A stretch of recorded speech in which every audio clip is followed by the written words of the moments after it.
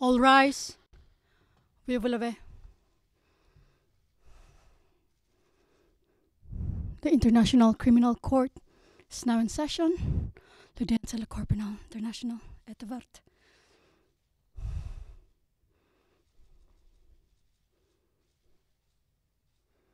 Please be seated. Veuillez vous asseoir.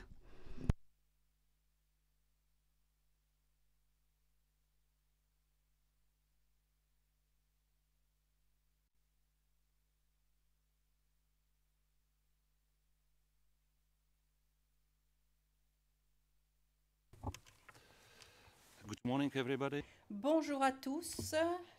Greffier d'audience, est-ce que vous pourriez appeler l'affaire, s'il vous plaît? Le greffier d'audience, merci Monsieur le Président. Situation en République démocratique du Congo, dans l'affaire le procureur contre Bosco Ntaganda. Référence de l'affaire ICC 01040206. Nous sommes en audience publique. Merci Madame le greffier d'audience. Un certain temps s'est écoulé depuis notre dernière audience. Je voudrais donc commencer par souhaiter la bienvenue aux participants, à Monsieur Ntaganda, l'accusé. Je souhaite la bienvenue aussi à ceux qui suivent cette audience de la galerie du public ou bien par Internet.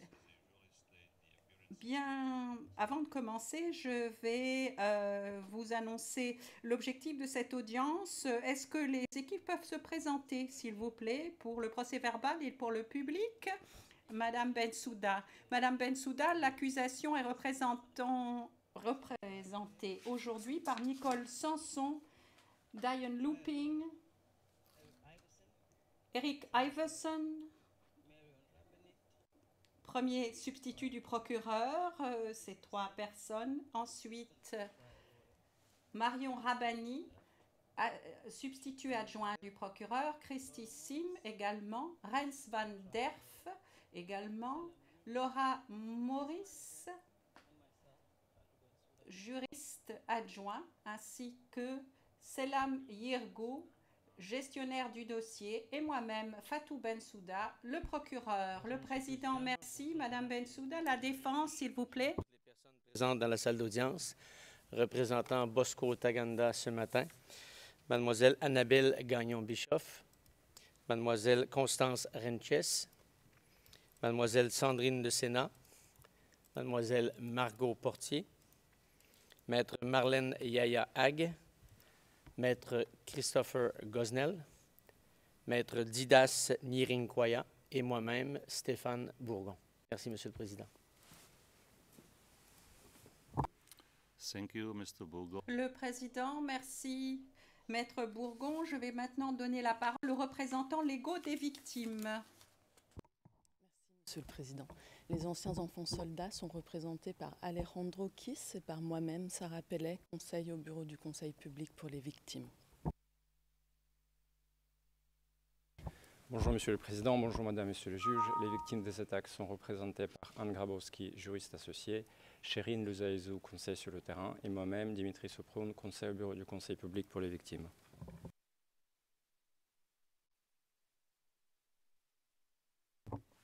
Thank you, Ms. Pell. Le président, merci, Maître Pellet et Maître Souprom.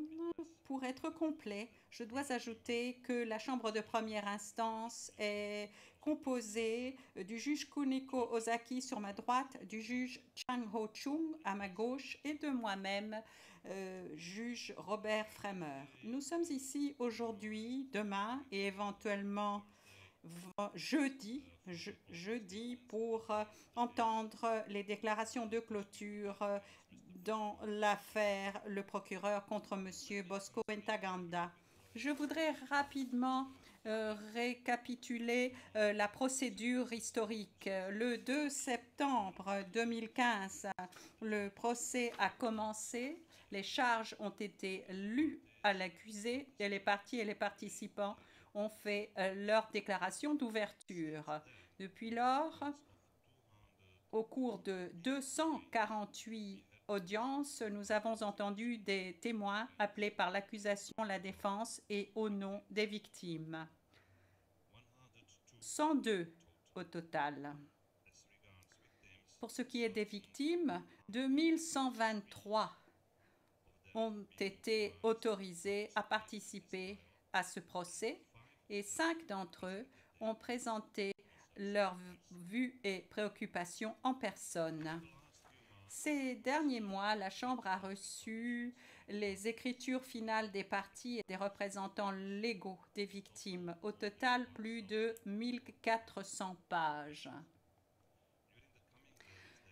Dans les jours à venir, les parties et les participants présenteront leur dossier oralement et présenteront leurs arguments finaux devant la Chambre avant que celle-ci ne se retire pour délibérer. Aujourd'hui, nous allons entendre la déclaration de clôture de l'accusation. Ensuite, probablement demain matin, les déclarations de clôture des 2 représentants légaux des victimes. Après cela, la défense présentera ces déclarations de clôture qui seront peut-être suivies d'une déclaration simple de M. Ntaganda. Les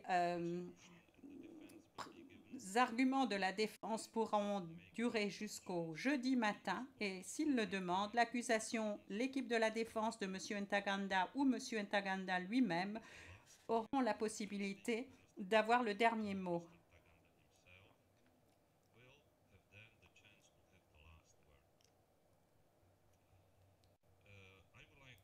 J'aimerais également vous rappeler que nous avons établi un ordre du jour, un calendrier, mais qui n'est pas rigide. Nous allons travailler jusqu'à 11 heures aujourd'hui. Y a-t-il des questions en ce qui concerne mon introduction? Je vois que ce n'est pas le cas. Nous nous adressons maintenant à l'accusation. Madame Bensouda, vous avez la parole. Madame Bensouda, merci, Monsieur le Président. Monsieur le Président, Madame, Monsieur le juge, au début de ce procès, il y a 3 ans, le bureau du procureur a fait valoir que les éléments de preuve prouveraient, au-delà de tout doute raisonnable, qu'entre le 6 août 2002 et le 31 décembre 2003, Bosco Ntaganda, un commandant notoire connu comme le Terminator, était pénalement responsable de crimes contre des civils et responsable du recrutement systématique de l'utilisation d'enfants de moins de 15 ans comme soldats dans son groupe armé et pour leur viol et réduction en esclavage sexuel. Aujourd'hui, nous sommes devant cette Chambre pour faire valoir que l'évidence a effectivement prouvé, au-delà de tout doute raisonnable, que Bosco Ntaganda est effectivement coupable des crimes qui lui sont imputés.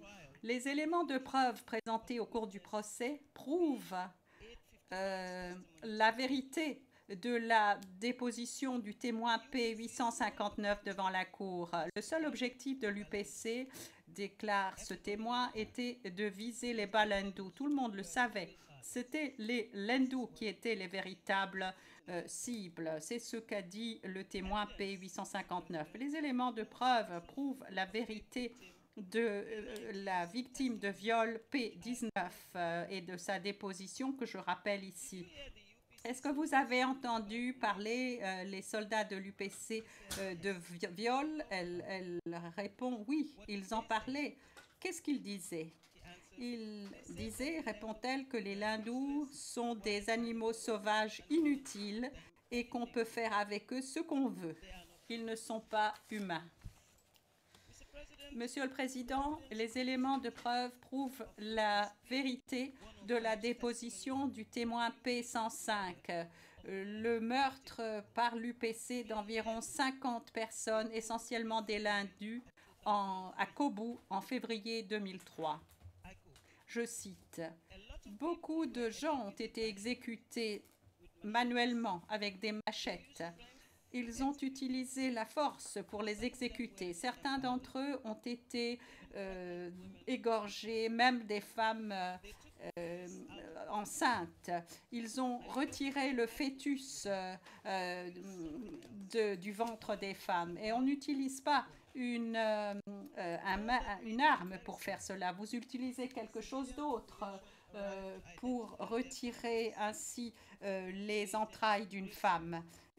Tout ça m'a rendu extrêmement triste. La population civile est arrivée pour identifier sa famille et c'était extrêmement triste. Les éléments de preuve soutiennent la déposition du commandant P768 et l'accusé a expliqué aux troupes de l'UPC que les Landous étaient l'ennemi et qu'il fallait les tuer et les éliminer. Les éléments de preuve présentés au procès exposent le spectre total des crimes violents et ciblés de l'UPC commis lors de 2 attaques figurant dans les charges ainsi que contre les enfants qui se trouvaient dans leur propre rang. Les crimes n'étaient pas commis par hasard, isolés ou spontanés. Ils faisaient partie d'une campagne de violence soigneusement planifiée, coordonnée et exécutée, visant délibérément les Landous et les populations civiles Ngiti, ainsi que les autres groupes ethniques non Nema.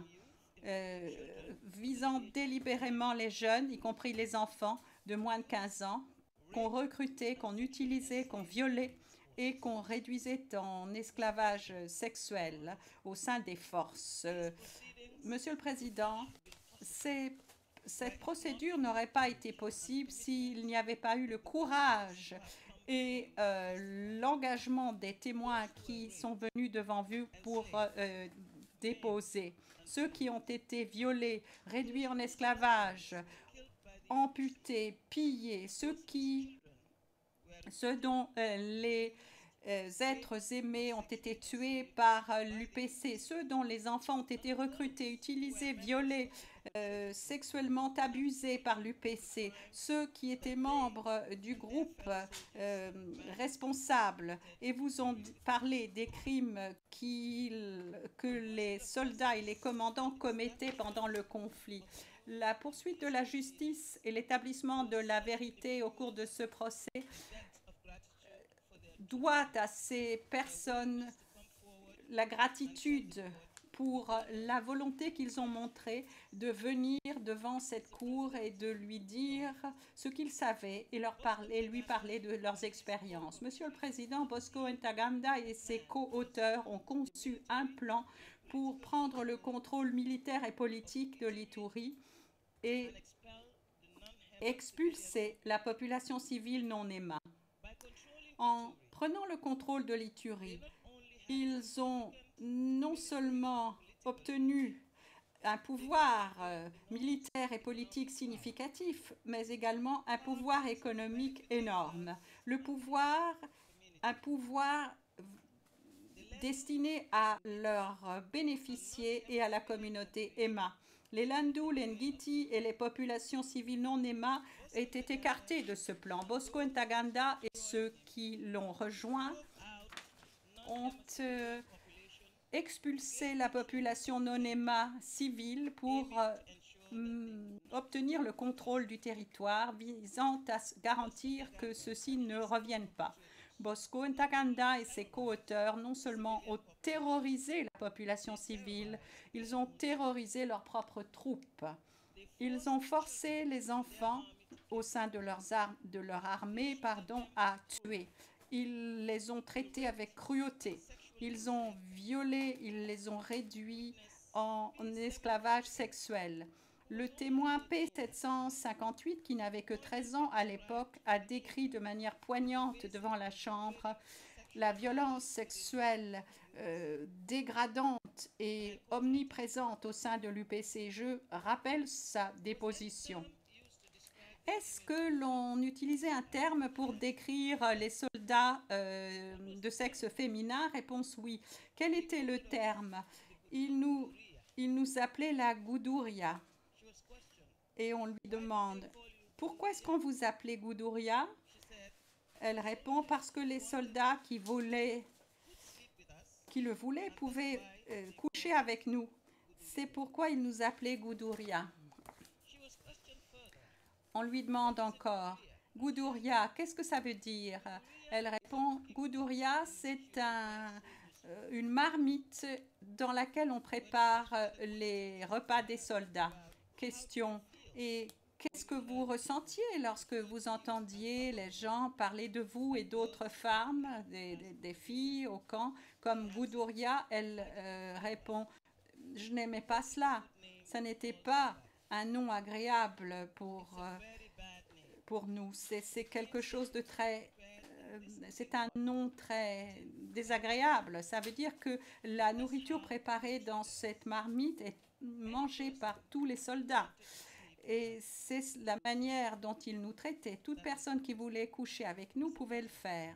C'était là sa déposition. Monsieur le Président, c'est une affaire essentielle pour reconnaître que le viol et la réduction en esclavage sexuel des soldats par des membres du même groupe armé est un crime de guerre pour lequel cette Cour a le pouvoir d'exercer des poursuites et des condamnations. Les éléments de preuve présentés au procès prouvent que des crimes sexuels horribles ont été commis au-delà de tout doute raisonnable et prouvent la responsabilité pénale de Bosco Ntaganda pour ces crimes.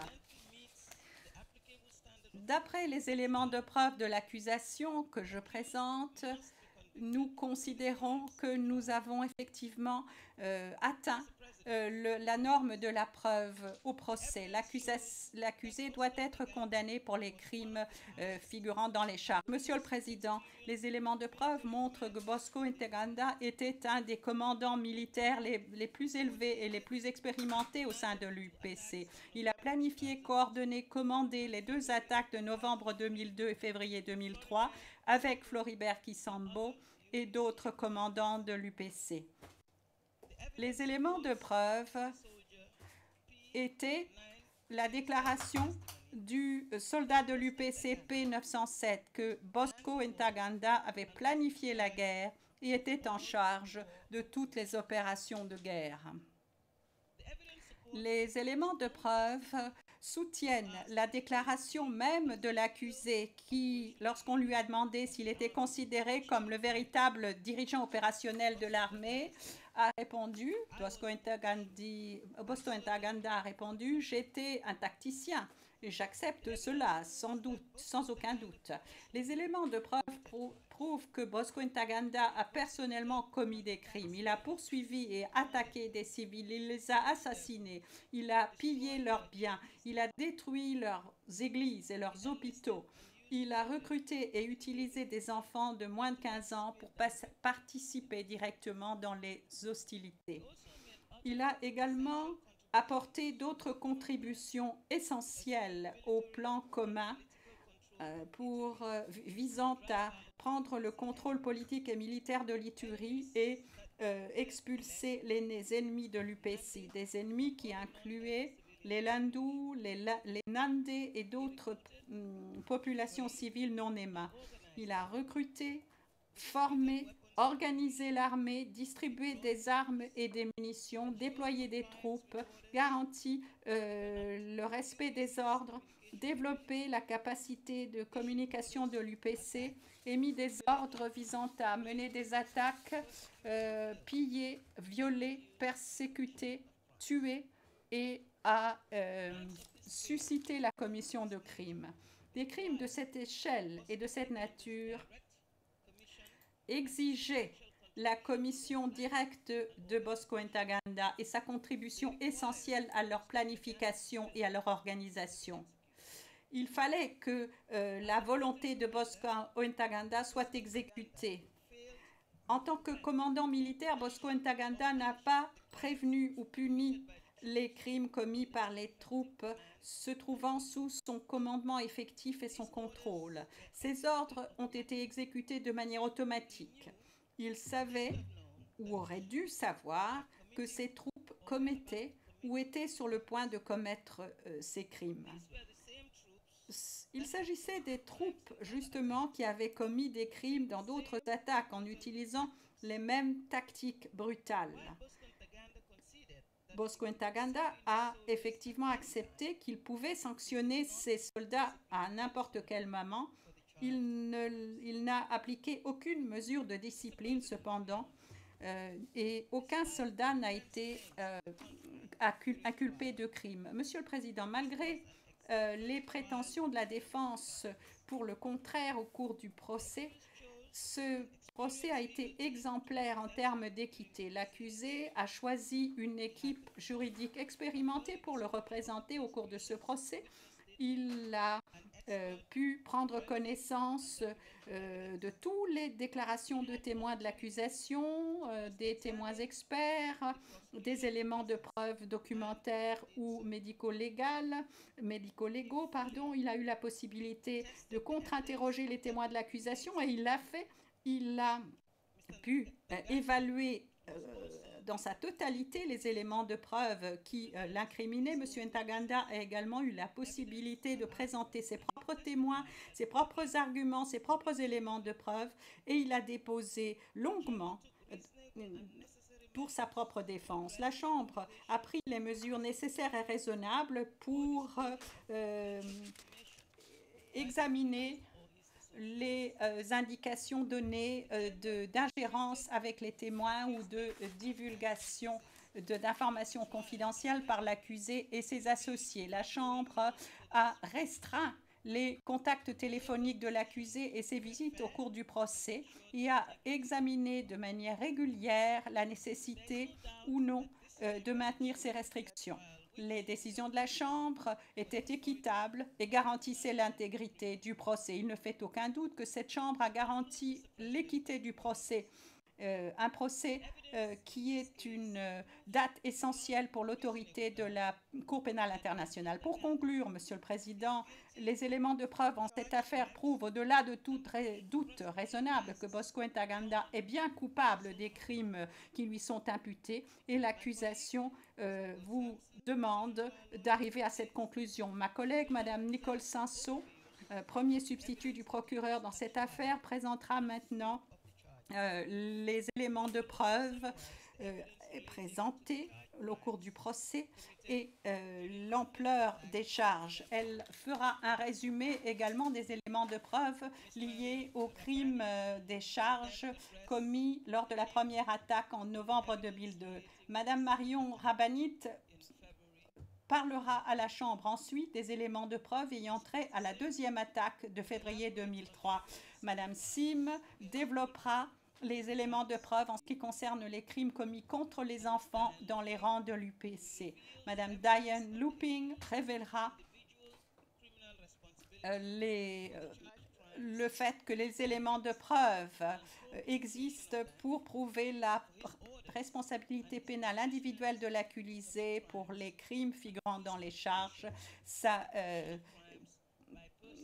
commission directe ou indirecte pour ses ordres et ses suggestions de commettre des crimes, ses contributions à la commission de crimes par des personnes agissant avec un but commun. Article 25. Monsieur Eric Iverson présentera ensuite des éléments de preuve clés et les questions pertinentes pour la responsabilité pénale individuelle de l'accusé en tant que commandant militaire au titre de l'article 28. Le Président, merci beaucoup, Madame Bensouda. Je donne maintenant la parole à Madame Nicole Sanson.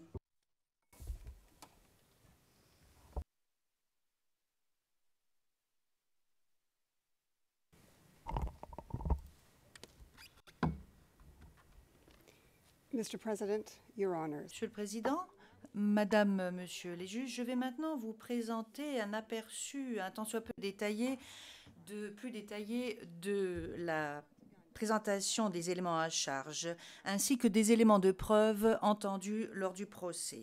Il a été reproché à M. Bosco Ntaganda 18 chefs de crimes de guerre et de crimes contre l'humanité commis en 2002 et 2003 en Ituri.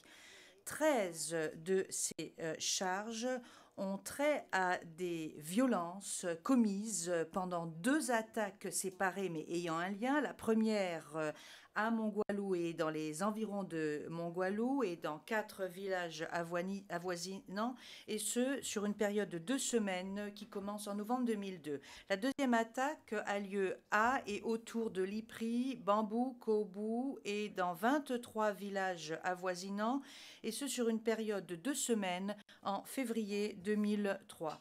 5 de ces charges portent sur l'enrôlement et la conscription d'enfants ayant moins de 15 ans dans l'aile armée de l'UPC. Le fait qu'ils ont été utilisés pour participer activement à des hostilités, qu'ils ont été violés et réduits en esclavage sexuel entre le 6 août 2002 et la fin du mois de décembre 2003. L'accusation s'appuie sur des éléments de preuve crédibles qui ont été versés au dossier, ainsi que sur nos écritures exhaustives, définitives. Nos arguments oraux vont maintenant être présentés et insisteront sur certains aspects de nos soumissions écrites et nous n'avons ni le temps et par souci d'efficacité, nous n'allons pas non plus revenir sur nos écritures et sur notre mémoire de clôture. Le poids écrasant des éléments de preuve présentés en l'espèce ne laisse aucun doute raisonnable suivant lequel M. Bosco Ntaganda est coupable des chefs 1 à 18 qui lui sont reprochés. Madame, Messieurs les juges, vous avez entendu des éléments de preuve tout à fait crédibles pendant ce procès, indiquant que lors de la conquête de territoire en 2002 et 2003, Bosco Ntaganda et ses forces ont tué un nombre incalculable de Lindous, de Ngiti et d'autres civils non Emma et en ont expulsé des milliers de leurs foyers. Leur but était de s'emparer de l'Ituri et de chasser les Lindous Ngiti ainsi que les autres civils non Emma. Et cela a été révélé dans les ordres donnés par M. Bosco Ntaganda lors des opérations militaires ainsi que par son propre comportement et ses propres propos. Ses subordonnés militaires, notamment les témoins P768, P963, P10, ainsi que P888 ont témoigné au sujet de ce qu'il a dit, à savoir que les Lindous étaient l'ennemi et qu'il fallait les éliminer. Cet objectif s'est également retrouvé dans les attaques, les tueries, ainsi que l'expulsion de grand nombre de civils non Emma.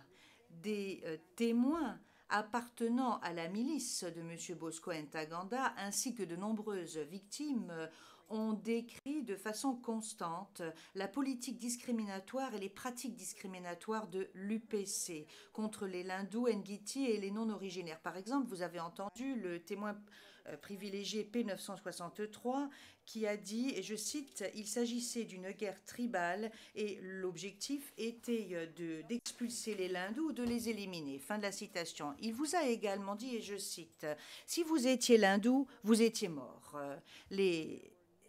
Qu'il s'agisse de civils ou de combattants, il n'y avait pas de bons Lindous. Fin de la citation. Et les éléments de preuve nous permettent de comprendre ce que le témoin militaire privilégié P768 a dit à la Chambre au sujet de l'ordre de Bosco Ntaganda, suivant lequel les Lindous et leurs alliés étaient les ennemis, qu'il fallait les tuer ainsi que les éliminer et que, et je cite, « Chaque fois qu'il convoquait une réunion, il répétait ses propos encore et encore. Il disait toujours la même chose à chaque fois. » Fin de la citation. Ce même témoin, le témoin P768, poursuit et dit, et je cite à nouveau, « Lorsque Bosco Ntaganda mentionnait les Lindous, il ne faisait aucune différence entre les Lindous civils et les combattants d'origine Lindou. Tous ceux qui étaient d'appartenance ethnique Lindou étaient considérés par les soldats comme l'ennemi sans aucune distinction, qu'il s'agisse de population civile ou de combattants. L'important, c'était qu'ils étaient Lindous. Fin de la citation. Bosco Ntaganda était l'un des commandants militaires les plus haut gradés de l'UPC-FPLC et en tant que tel a forgé et mis en œuvre les objectifs de l'UPC. C'était un homme dont la compétence militaire était reconnue et le distinguait. En septembre 2002, il était officiellement le chef adjoint de l'état-major de l'UPC, ce qui fait qu'il avait les pouvoirs de facto dont vous avez entendu parler. Vous avez entendu moult personnes faire référence à M. Taganda comme étant le chef d'état-major. À la fin de l'année 2003, il était officiellement le chef d'état-major, comme nous l'avons prouvé par le truchement d'un décret officiel de l'UPC. Les éléments de preuve prouvent que Bosco Taganda était une personnalité essentielle pour le commandement et l'organisation de l'armée et pour toutes ses activités. Les éléments de preuve nous permettent de comprendre ce que vous a dit le témoin P907, un témoin militaire privilégié de l'UPC. Il vous a dit que l'on ne pouvait pas aller à la guerre sans l'approbation et l'aval de Bosco Taganda. C'était une citation et je cite à nouveau, c'était la personne qui était responsable. Personne d'autre ne l'était. Fin de la citation. Et le témoin militaire au gradé P55 vous a dit, et je cite, que la plupart des décisions qui étaient prises par M. Taganda. Pourquoi est-ce que je le dis? Parce que c'était Taganda qui avait le plus d'expérience en matière de gestion de l'armée. C'est la raison pour laquelle la plupart des opérations étaient menées à bien par Ntaganda. Fin de la citation. Il faut savoir que M. Bosco Taganda était craint de ses soldats et de la population. Le témoin P190 vous a dit, et je cite, que M. Bosco Taganda n'était redevable à personne. C'était en fait un chef, un petit chef, ou voire Dieu. Et lorsqu'il disait A, cela signifiait que c'était A, et lorsqu'il disait B, cela signifiait que c'était B. Point barre. Tout le monde craignait M. Bosco. Même les enfants avaient peur de lui. Lorsqu'ils entendaient que Bosco était dans le secteur, ils se cachaient. Fin de la citation. Pendant ce procès, vous avez entendu des éléments de preuve à propos des hommes avec qui Bosco Taganda partageait l'objectif de s'emparer de l'Ituri, de contrôler l'Ituri et d'en expulser les populations civiles non éma et l'hindou. Aussitôt que, dès plutôt l'été 2000, certains se sont rebellés dans la branche armée du groupe rebelle qui contrôlait l'Ituri. Ils ont décidé de former leur propre groupe armé, et ce afin de protéger les intérêts de la communauté Emma. Ils ont donc uni leurs compétences et leurs ressources pour exécuter le plan commun. Bien que Bosco Taganda ne soit pas Emma, une alliance entre Emma et Tutsi n'était pas si inhabituelle que cela. Et le groupe avait besoin de son expérience militaire pour parvenir à ses fins. Sur votre écran, vous voyez maintenant une photographie versée au dossier, photographie de certains des co-auteurs, photographie prise en 2000. Vous voyez que Bosco Taganda se trouve au milieu de cette photographie. En 2000, parmi cette alliance se trouvait également M. Thomas Lubanga, un Emma. Il est devenu le porte-parole des officiers qui s'étaient rebellés par rapport à la branche armée du groupe rebelle qui avait le pouvoir en Ituri en 2000.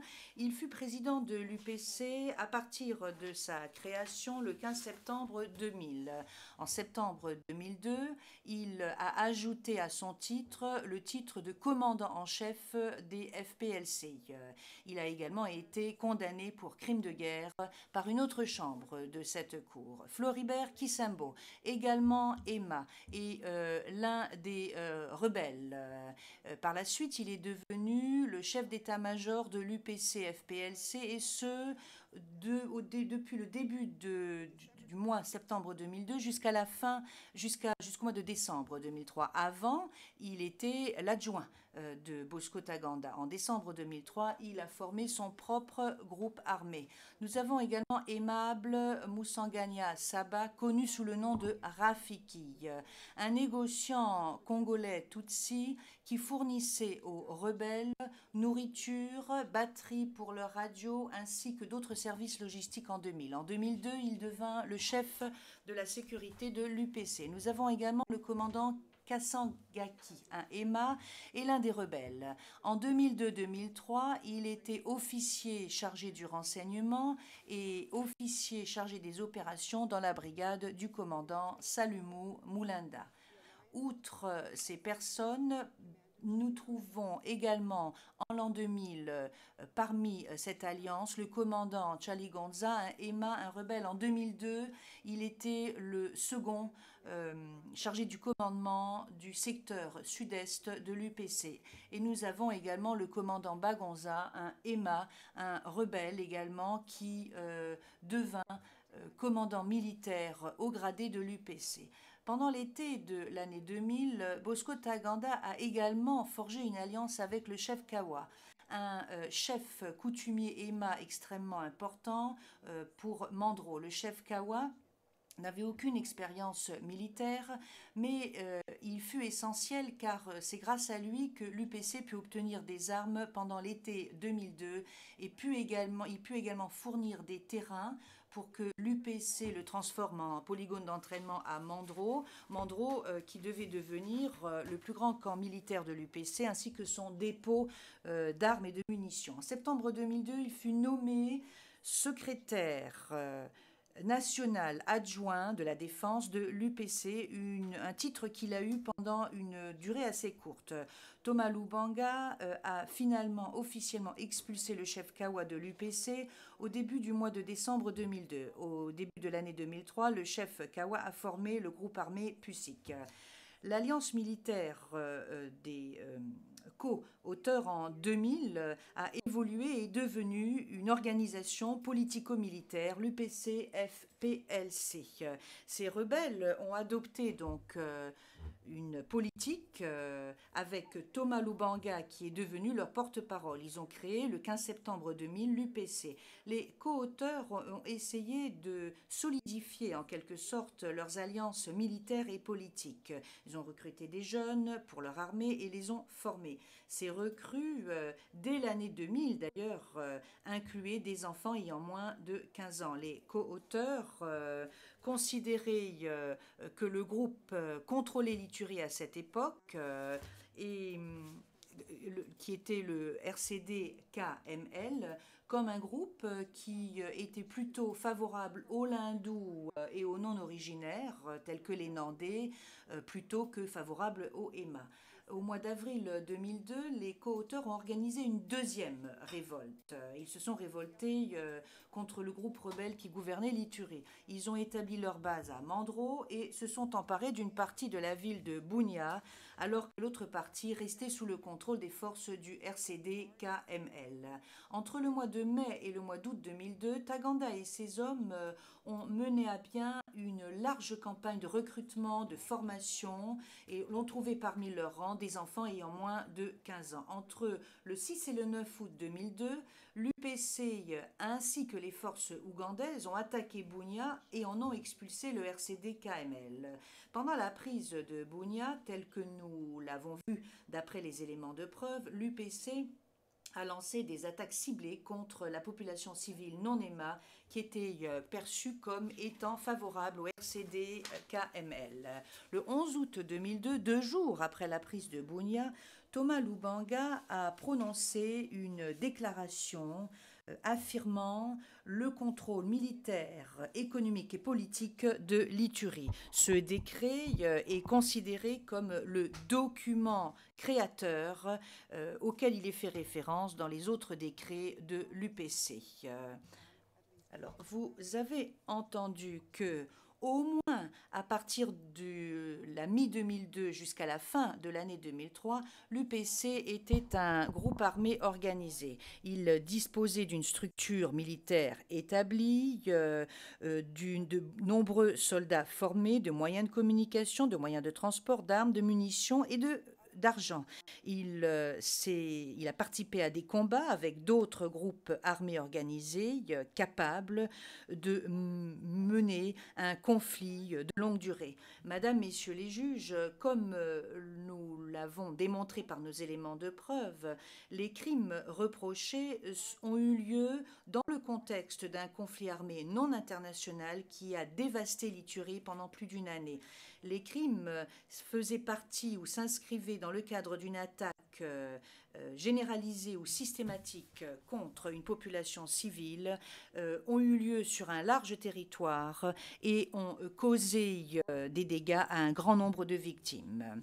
L'accusation a présenté 80 ou a entendu 80 témoins lors de ce procès. 19 étaient d'anciens membres de la milice de Bosco Ntaganda, l'UPC FPLC. Certains étaient des soldats deuxième classe, d'autres étaient commandants. Certains avaient une relation extrêmement étroite avec l'accusé, ce qui n'était pas le cas d'autres. 5 de ces témoins ont témoigné qu'ils avaient moins de 15 ans lorsqu'ils ont été recrutés par l'UPC, lorsqu'ils ont été formés et entraînés pour devenir des combattants, amenés sur le champ de bataille ou utilisés comme garde du corps et messagers, positionnés à des barrages routiers. Ils faisaient partie de patrouilles, ils ont été violés et ont été maintenus en esclavage sexuel. 2 de ces témoins faisaient partie de l'aile politique de l'UPC. 4 autres de ces témoins étaient associés à l'UPC ou à d'autres groupes politiques en Ituri lors de la période pertinente. 3 de ces témoins étaient des parents d'enfants soldats de l'UPC. 7 de ces témoins étaient des membres d'ONG locales et internationales ainsi que des Nations Unies. Il s'agissait d'observateurs neutres qui ont observé les crimes commis par l'accusé. Dans la plupart des cas, ils ont consigné ce qu'ils avaient vu au moment des événements. Ces dossiers qui ont été tenus au moment des faits ainsi que des rapports exhaustifs ont été présentés lors du procès pour corroborer leur témoignages. 11 témoins de l'accusation étaient des experts, notamment des experts en matière de destruction identifiable grâce à l'imagerie satellitaire, experts en matière d'anthropologie médico-légale, pathologie, enquête sur les lieux de crime et experts en matière d'ADN. Cela portait sur les éléments de preuve relatifs aux exhumations, au traumatisme, aux statistiques en matière de violences sexuelles, ainsi que des experts en matière d'évaluation médicale de victimes et de témoins. 31 de ces témoins étaient des victimes ou des témoins oculaires directs des crimes qui se sont produits lors des 2 attaques reprochées. D'autres témoins ont témoigné d'après ce qu'ils avaient vu en Ituri lors de la période retenue. Les témoins à charge émanaient de différents groupes ethniques, de l'Ituri et hors de l'Ituri. Le dossier en l'espèce inclut également des dossiers tenus au moment des événements par l'UPC, notamment les registres de communication radio de M. Bosco Ntaganda, des lettres officielles de l'UPC, des rapports d'ordre, des décrets ainsi que des statuts, des vidéos des camps d'entraînement où étaient formés des enfants ayant moins de 15 ans, des vidéos d'autres rassemblements et événements de l'UPC, ainsi que des vidéos prises peu de temps les attaques de l'UPC et juste après les attaques de l'UPC. Ces documents révèlent ou nous permettent de comprendre la structure du groupe, les ordres donnés, les communications, ainsi que le plan commun du groupe qui voulait prendre le contrôle de l'Ituri coûte que coûte par tous les moyens, notamment en commettant les crimes qui sont reprochés. Alors je vais m'attarder brièvement sur 2 éléments de preuve extrêmement importants. Les registres de communication radio de M. Bosco Ntaganda. L'un de ces registres contient plus de 450 messages transmis quotidiennement entre le mois de novembre 2002 et le mois de février 2003, ainsi que 76 rapports de situation oraux émanant du terrain. Il y a un deuxième registre qui comprend des pages supplémentaires qui comprennent ou qui consistent en quasiment une trentaine de messages supplémentaires et de rapports de situation pour la période octobre 2002 et juin 2003. Les registres démontrent ce que les témoins militaires privilégiés ont déjà relaté à cette Chambre, à savoir que M. Bosco Ntaganda donnait des ordres aux troupes, informait les commandants subordonnés en matière de promotion, mettait en œuvre les changements à la structure militaire de l'UPC, attribuait les munitions et les armes, arbre, donné des ordres ou été informé des mesures disciplinaires ainsi que du déploiement des soldats. Le registre démontre également qu'il communiquait directement avec le chef d'état-major, M. Kisembo, et le président Lubanga. Le registre montre que les ordres de M. Taganda sont tout à fait exécutés par ses troupes. Il nous permet de comprendre au quotidien quelles étaient les activités militaires opérationnelles de l'UPC et cela a également son importance. Le registre révèle la portée du commandement de M. Bosco Taganda lors de la première et de la deuxième attaque. La théorie de l'accusation contre M. Bosco Taganda ne se fonde pas sur un seul élément de preuve. Elle se fonde plutôt sur la globalité des éléments et des faits et des témoignages des témoins experts qui ont témoigné. Nous avons également tous les éléments de preuve documentaires, photographiques et les vidéos. Ces éléments de preuve forment une trame qui nous permet de comprendre quels sont les éléments de preuve corroborés et qui déterminent la responsabilité pénale de M. Bosco Taganda pour les crimes qui lui sont reprochés. La défense souhaiterait que vous croyiez que la plupart des témoins à charge, dans leurs rôles différents et en fonction de leurs perspectives différentes, ont inventé ces éléments de preuve contre l'accusé. Ils avancent que ceux qui ont participé directement aux assauts et qui ont commis des crimes ou qui ont vu ces crimes être commis, ceux qui étaient des victimes directes, ceux qui ont présenté des rapports après les attaques ou ceux qui ont travaillé avec les enfants soldats démobilisés de l'UPC sont en train de leurrer la cour ou sont tout à fait dans l'erreur. Alors on ne peut pas tout simplement croire qu'une majorité, pour ne pas dire tous les témoins des faits, sont venus ici pour mentir et pour incriminer à tort l'accusé. Nombreux sont parmi ces témoins, ils étaient nombreux à ne pas se connaître et la défense n'a pas étayé ces affirmations suivant lesquelles ces témoins inventaient de toutes pièces ces éléments. Elle n'a pas fourni d'explications ou de théories qui permettraient de comprendre comment ces inventions complexes ont été montées pour leurrer et la cour. La défense n'explique pas non plus pourquoi des témoins militaires privilégiés venus de différents territoires ayant des grades différents, pourquoi les membres des ONG locales et internationales et les fonctionnaires des Nations Unies, les membres de l'état-major politique de l'UPC et les personnes associées avec l'UPC, pourquoi toute une pléthore de victimes des deux attaques séparées dans deux territoires ou zones différentes. Pourquoi les familles des anciens enfants soldats de l'UPC, les représentants d'autres gouvernements, d'autres groupes politiques, du système judiciaire viendraient délibérément incriminer l'accusé. La défense n'a pas non plus expliqué comment ce plan avait été conçu, coordonné ou présenté. Il ne faut absolument pas faire droit à ces affirmations qui ne sont pas du tout fondées. Nous avons 19 témoins de l'intérieur, témoins privilégiés, qui ont présenté des éléments de preuve. Et il n'y a aucun doute raisonnable que les forces de l'UPC ont commis des crimes odieux contre la population civile non NEMA de l'Ituri, ont recruté des enfants ayant moins de 15 ans, les ont utilisés, les ont violés, les ont maintenus en esclavage sexuel. Et les éléments de preuve prouvent que Bosco Taganda est responsable de ces crimes. Ces témoins privilégiés ont fourni des descriptions détaillées de la structure, des communications, des planifications, de l'exécution des attaques militaires de l'UPC, du fait que les civils étaient ciblés intentionnellement. Ils ont parlé des crimes commis par les troupes, du fait que ces crimes étaient restés impunis et cela est essentiel, que Bosco Taganda jouait un rôle essentiel au sein de l'organisation. Bosco Taganda avance que lui et les autres co-auteurs n'auraient pas pu avoir de plan d'occupation de l'Ituri, n'ont pas pu expulser la population civile non NEMA, ils n'ont pas pu s'emparer de leur territoire. Il nous dit que l'UPC était un mouvement dont l'objectif est d'établir et de faire régner la paix dans la région, un mouvement qui incluait tous les groupes ethniques en Ituri et qui essayait de les protéger, comme les éléments de preuve avancés le démontre, la vérité était extrêmement différente. Les remarques publiques des chefs militaires de l'UPC ne laminent pas ou ne sapent pas les éléments de preuve essentiels présentés par leurs propres soldats et présentés de façon absolument méticuleuse par l'accusation.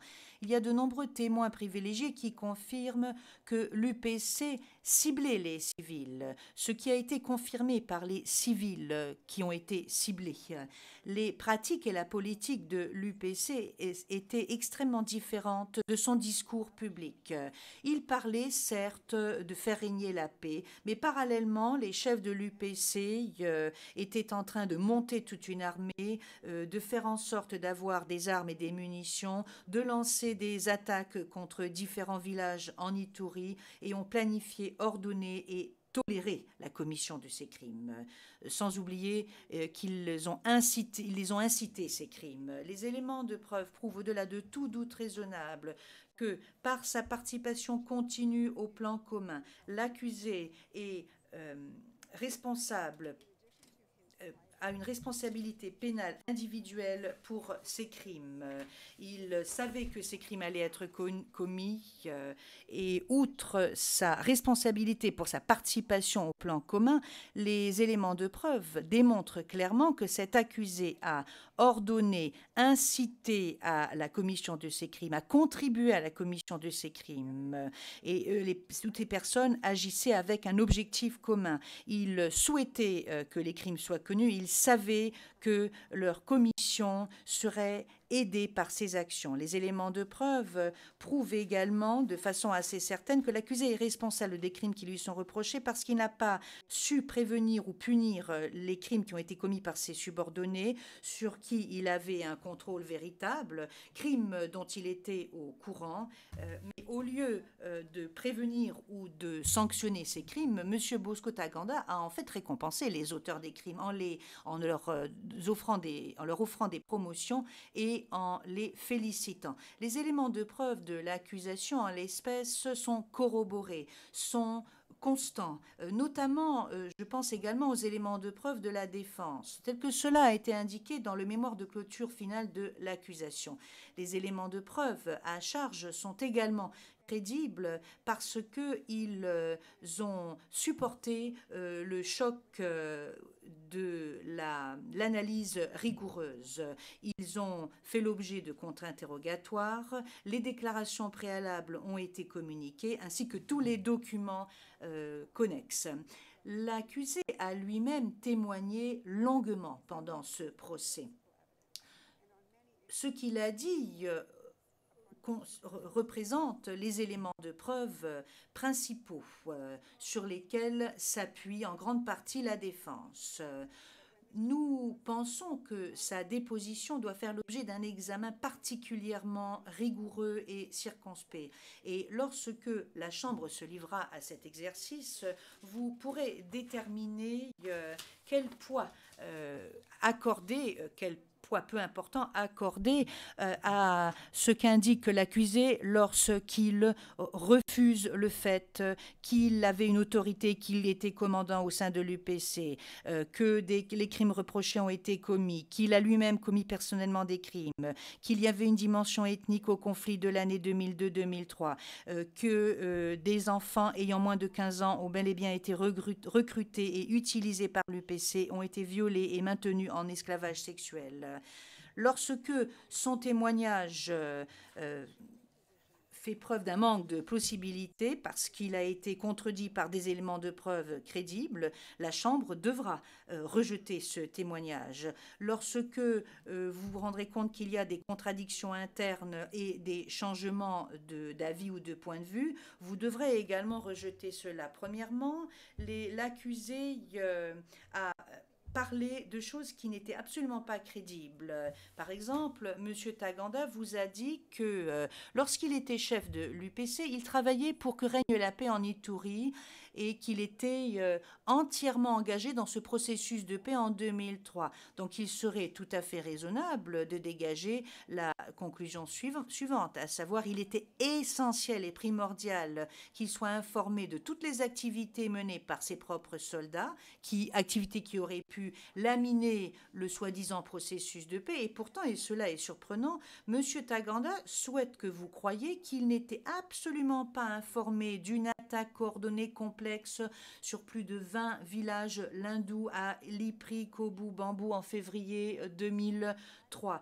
Il n'était absolument pas au courant de ceci. Lui, le chef d'état-major adjoint, chargé des opérations et de l'organisation, dont l'objectif primordial était d'assurer la paix en Ituri à cette époque-là, cela paraît tout à fait incroyable. Il était informé de ces événements, bien entendu, parce qu'il a participé à la planification de l'opération. Une opération qui a abouti au massacre de civils hindous à Kobu, Lipri et Bambou et dans leurs environs, aux différents viols commis, à une réduction en esclavage sexuel, au pillage des biens et propriétés, à la destruction de leurs propriétés, de leurs églises et de leurs hôpitaux. Monsieur Taganda n'est pas crédible non plus lorsque des questions très directes lui sont posées en matière de planification, coordination et autorisation nécessaires pour lancer une attaque de l'UPC dans différents secteurs en février 2003.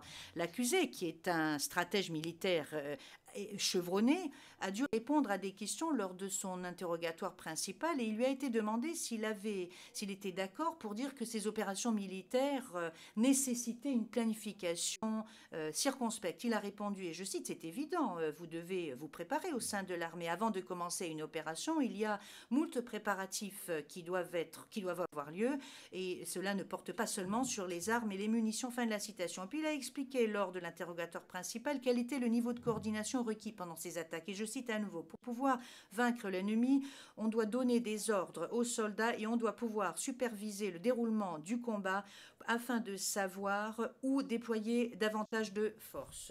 Le président, Madame Sanson, est-ce que vous auriez l'amabilité de ralentir un peu? Madame Sanson.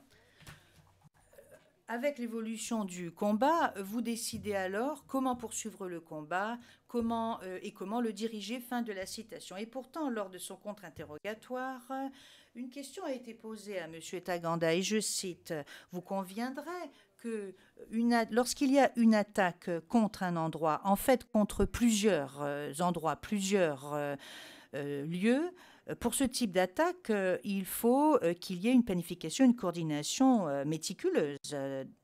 Quelle est votre réponse? La réponse est non. Fin de la citation.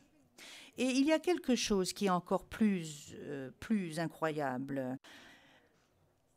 Il avance que les commandants qui se trouvaient sur le terrain exécutaient ou ont lancé des attaques en février 2003 sans l'en informer ou sans informer la hiérarchie militaire de l'UPC. Une fois de plus, cela ne correspond absolument pas à ce qu'il avait dit au tout début de sa déposition lorsqu'il a dit, et je cite, « Je savais exactement tout ce qui se passait à tout moment », fin de la citation. Et cela ne correspond pas non plus à ce qu'il avait dit lorsqu'il nous a relaté qu'il avait arrêté un commandant subordonné à un autre moment parce qu'il avait justement lancé une attaque sans autorisation. Et cela ne correspond absolument pas à son objectif de faire régner la paix et une paix durable en Ituri.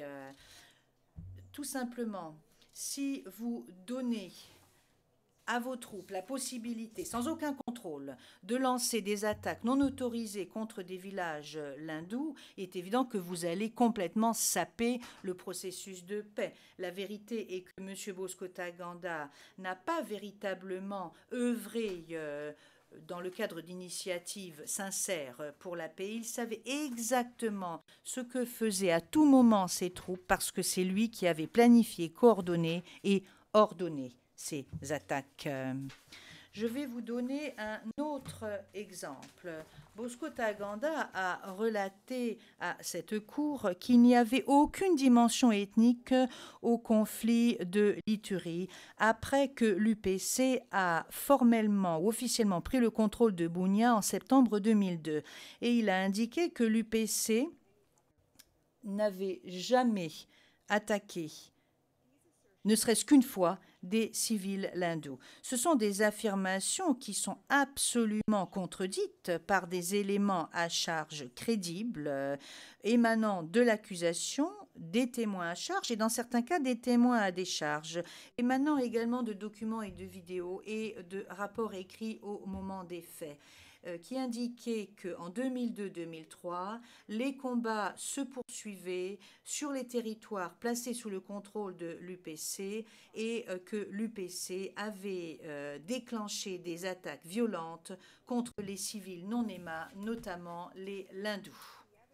Les éléments de preuve qui vous ont été présentés nous permettent de comprendre ce que la victime lindoue P805 a dit au juge de la Chambre, à savoir que l'UPC était composé de personnes de la tribu Emma et que lui, ce témoin, s'était enfui de cette zone car il avait craint que l'UPC le tue parce que, et je cite, parce qu'il y avait une guerre tribale entre l'UPC et la tribu l'hindou. C'était une guerre tribale. Fin de la citation.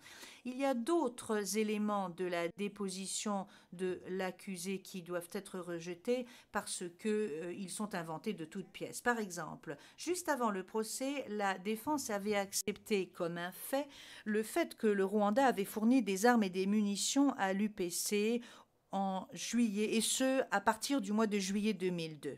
Avant le début de ce procès, et compte tenu de l'accord conclu entre les parties, la Chambre a conclu que point n'était besoin de présenter d'autres éléments de preuve pour prouver ce fait. Toutefois, durant sa déposition, M. Ntaganda s'est écarté de cet accord sur les faits. Il a nier le fait que les armes venaient du Rwanda, ce qui a été contredit par des éléments de preuve apportés par ses propres témoins militaires. Et cela a son importance, car la défense n'a pas contesté ou récusé les témoins à charge qui avaient témoigné que les armes venaient bel et bien du Rwanda.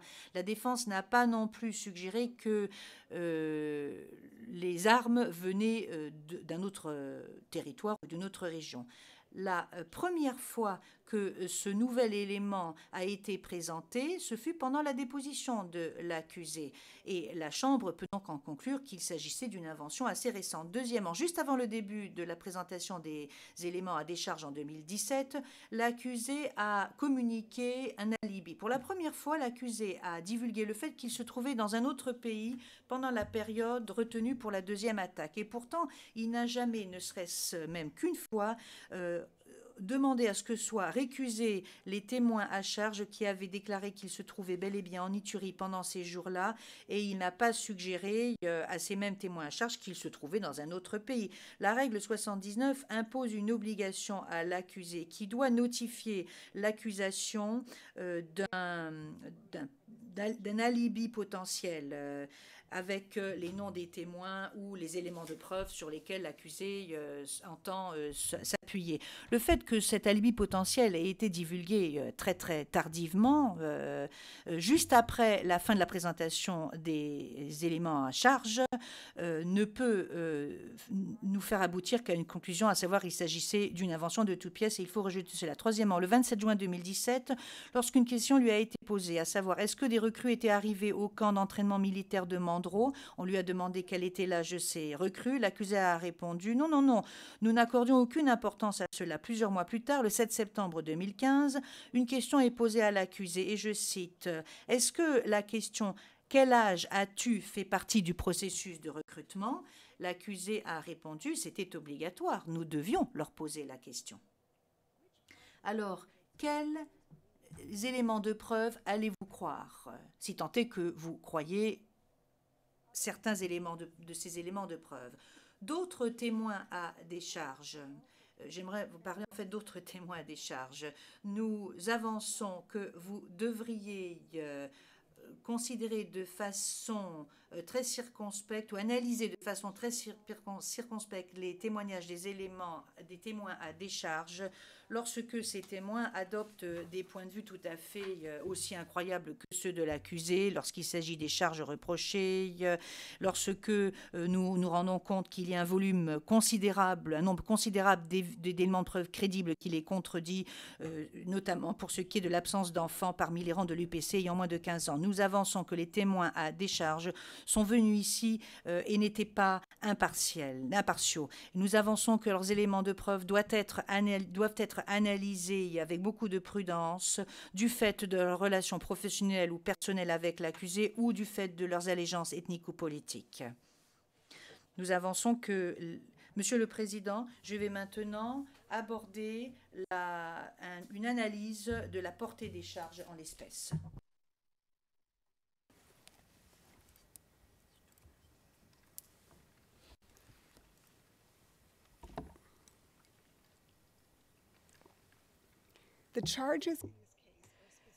Les charges dans cette affaire ont été présentées en détail et l'accusé a été suffisamment informé des charges pesant contre lui. Outre la décision de confirmation, l'accusation a indiqué clairement les faits essentiels et circonstances sous-tendant les charges dans le document de 65 pages contenant les charges et mises à jour, en faisant référence à des lieux précis et à des calendriers raisonnables qui correspondent à la nature des crimes allégués.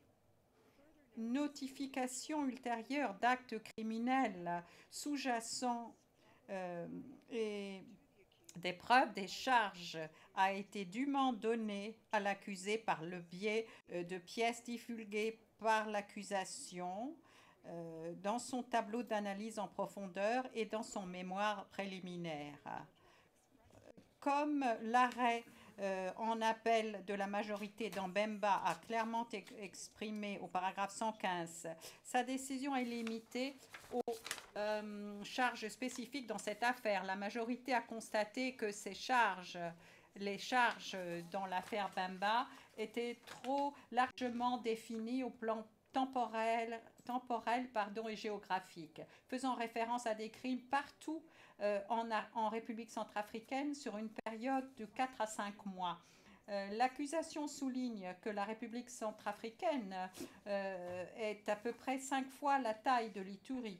En résultat, la majorité dans Bemba a limité son arrêt aux actes sous-jacents criminels individuels qui ont été identifiés en préconfirmation.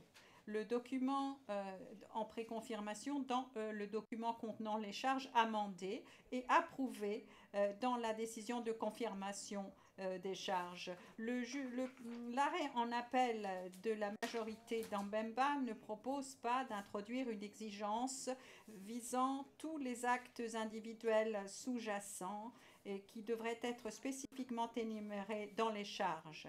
La majorité, au contraire, a reconnu spécifiquement que des actes sous-jacents particuliers après confirmation pouvaient être présentés après confirmation, justement, sans que les charges ne soient amendées. Et dans d'autres affaires, comme celle-ci, les charges ont été présentées suffisamment en détail. Les charges dans cette affaire sont significativement différentes des charges dans Bemba. La portée géographique et temporelle limitée des charges ainsi que la description détaillée des faits essentiels et circonstances sous-tendant les charges n'est pas démesurément large et fournit une description significative des charges portant contre l'accusé. La décision de confirmation et le document mis à jour contenant les charges définissent précisément les charges dans les deux principales attaques. Chaque attaque est limitée à une période bien circonscrite de 16 jours, avec des détails spécifiques quant aux circonstances dans lesquelles les attaques ont eu lieu, presque quotidiennement, et en ce qui concerne la commission des crimes, y compris la nature des actes criminels allégués de l'accusé et ceux de ses co-auteurs et subordonnés. L'accusation a notifié ces crimes allégués, à quel endroit ils ont eu lieu, en donnant spécifiquement le nom des villes ou des villages. Le lieu de chaque charge est clairement identifié pour chacun des crimes allégués au cours de ces deux attaques. Et pour chacune des attaques, les crimes ont eu lieu dans des villages sur une zone de 15 km. La défense tente de combiner ces distances ou de les agrandir ou de les rendre moins définies pour considérer les éléments spécifiques de la décision de confirmation des charges et le document mis à jour contenant les charges. Les conclusions de la Chambre préliminaire s'agissant des incidents criminels spécifiques illustrent les crimes et n'avaient pas pour intention de les énumérer de manière exhaustive. Par exemple, la Chambre préliminaire, a constaté que 3 nonnes avaient été violées à Mongwalu dans la décision de confirmation, paragraphe 49. Les charges de viol à cet endroit ne se sont pas limitées à cet incident.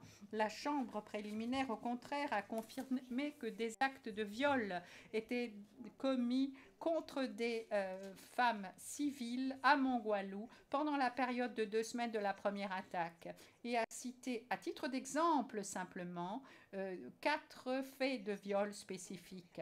Cette Chambre a également considéré que la Chambre préliminaire avait tiré une conclusion non exhaustive en ce qui concerne les actes pertinents de violence aux fins de crimes d'attaque contre la population civile.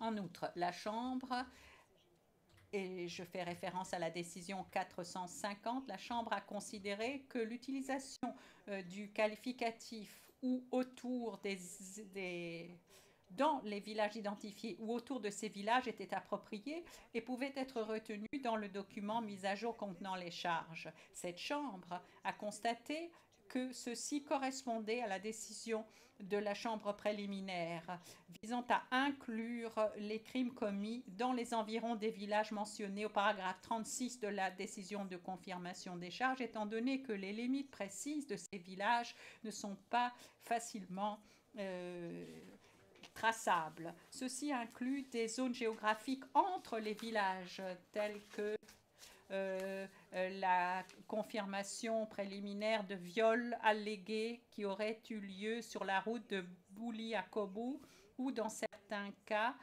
dans des villages immédiatement voisins se trouvant dans cette zone géographique. Ceci est cohérent avec l'arrêt en appel de Lubanga qui a conclu au paragraphe 124 que de nouveaux détails au sujet des charges telles qu'elles ont été confirmées par la Chambre préliminaire peuvent, selon les circonstances, être retrouvés dans d'autres documents auxiliaires, comme par exemple le document contenant les charges mises à jour ou dans l'inventaire des éléments de preuve.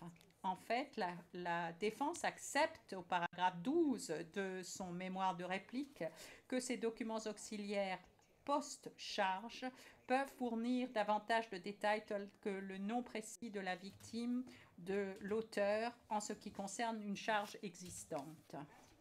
S'agissant des charges liées au recrutement d'enfants de moins de 15 ans, leur utilisation pour participer activement aux hostilités et leur viol et réduction en esclavage sexuel, ces charges ont un cadre plus large, ce qui est conforme à la nature des crimes spécifiques, au schéma de criminalité, à l'ampleur de ces crimes, à la nature prolongée et continue de ces crimes pendant une période de 16 mois et sur un très large territoire géographique, un plus large territoire géographique où les auteurs et les victimes sont souvent en mouvement. La Chambre préliminaire a conclu que la formulation de ces charges était acceptable étant donné que le recrutement et l'utilisation n'avaient pas eu lieu simplement à un endroit et à un moment précis, mais partout sur le territoire et tout au long de la période visée. Et à cause de la nature continue de ces crimes et du fait que le PC se déplaçait continuellement entre différents endroits en Iturie. Une formulation plus large pour ces charges particulières a été acceptée par la Chambre d'appel dans Lubanga. La Chambre d'appel de Lubanga a confirmé que dans certaines circonstances, présenter les faits essentiels comme étant un schéma de crime, comme par exemple le schéma consistant à recruter, conscrire et utiliser des personnes de moins de 15 ans dans les hostilités, était possible et conforme à la norme 52B et constituait une base adéquate de condamnation. La majorité dans la chambre d'appel de Bemba ne s'est pas écartée de ces conclusions dans Lubanga. En effet, l'affaire Bemba ne traitait pas de ce type de crime continu et a reconnu en fait la possibilité d'ajouter des actes sous-jacents spécifiques après confirmation, selon le cas. Une formulation plus large des charges de recrutement, utilisation d'enfants soldats a également été acceptée dans des affaires devant le tribunal spécial pour la Sierra Leone pour les mêmes raisons. Et les charges fournissent des détails significatifs en ce qui concerne la description des faits essentiels et circonstances sous-tendant ces crimes, y compris les campagnes de recrutement de l'UPC dans des villages où vivaient les EMA, la formation d'enfants dans au moins 13 camps d'entraînement connus par leur nom et l'utilisation d'enfants pendant les attaques dans au moins 16 villages spécifiés. Le document contenant les charges mises à jour fait référence au viol et à la réduction en esclavage sexuel d'enfants soldats pendant la formation militaire et après les batailles et dans la résidence des commandants de l'UPC partout en Iturie, dans les endroits où l'UPC se battait ou avait sa base. La décision de confirmation fait référence à une liste non exhaustive de victimes de recrutement, utilisation, viol et réduction en esclavage sexuel grâce à un code et en donnant des détails factuels de ces crimes. Bien que la position de l'accusation est que les charges aient été suffisamment présentées en détail, nous constatons que même si la Chambre devait considérer que les faits essentiels n'ont pas été présentés avec un détail suffisant avant le début du procès, la Chambre doit malgré tout évaluer la question de savoir si l'accusé a bénéficié d'un procès équitable. En particulier, la Chambre doit évaluer si un préjudice éventuel pour l'accusé n'a pas été compensé grâce aux informations qui ont été reçues par M. Ntaganda avant et au cours du paragraphe Lubanga, paragraphe 129-130. Ce qui a été le cas. M. Ntaganda a eu des informations en temps opportun, des informations claires et cohérentes de la part de l'accusation pendant tout le procès. M. Ntaganda a été informé dans un détail suffisant des charges portant contre lui, grâce à une référence non seulement aux documents de confirmation des charges, aux documents mis à jour contenant les charges, mais également une référence à l'inventaire des éléments de preuve et aux déclarations de témoins qui ont été divulguées ainsi qu'une référence aux mémoires préliminaires et au tableau d'analyse en profondeur. La défense fait valoir que 11 actes criminels spécifiques n'ont pas de correspondance dans le document contenant les charges mises à jour. Ceci est une mauvaise compréhension des charges et de leur présentation et remet en cause la décision de confirmation des charges elles-mêmes. Chacun de ces actes criminels sous-jacents relève de faits essentiels et circonstances décrits selon les paramètres étroits, limités, précis pour chaque charge. La défense s'est vue notifier 9 des 11 incidents mentionnés avant le début du procès, puisqu'ils ont été identifiés et énumérés dans la décision de confirmation des charges, dans le mémoire préliminaire ou dans les deux documents. Par exemple, la défense ne peut prétendre, s'agissant de la charge de destruction de biens à Sayo, que aucune destruction plus autre que la destruction par arme lourde ne fait l'objet de charges, alors que la décision de confirmation des charges dit clairement, paragraphe 72, les troupes de l'UPC-FPLC ont bombardé systématiquement Sayo en utilisant des armes lourdes. Les soldats de l'UPC-FPLC utilisaient également des grenades incendiaires et ont incendié les maisons avec des gens encore à l'intérieur. Fin de citation. Notification de 2 des 11 incidents a été donnée à la Cour pendant le procès. Ils correspondent aux paramètres des charges et il n'y a pas de préjudice pour M. Ntaganda. Le 10e point concerne la déposition de P768 au sujet des morts de civils qui ont sauté sur des mines antipersonnelles installées par l'UPC à Mongwalu. Ces éléments de preuve sont apparus pour la première fois pendant la session de préparation du témoin et donc n'ont pas été spécifiquement indiqués précédemment. Ces éléments de preuve tombent clairement sous les charges de meurtre présentées par l'accusation et confirmées par la chambre préliminaire. Le 11e point a trait aux éléments de preuve d'une victime participante dans le procès. La défense a eu suffisamment de temps pour préparer le contre-interrogatoire du témoin pertinent sur le sujet et tout préjudice potentiel a été corrigé. Et ce qui est essentiel, la défense n'a pas fait objection à l'introduction de ces éléments de preuve au moment où ils ont été présentés en faisant valoir que la déposition était en dehors des charges.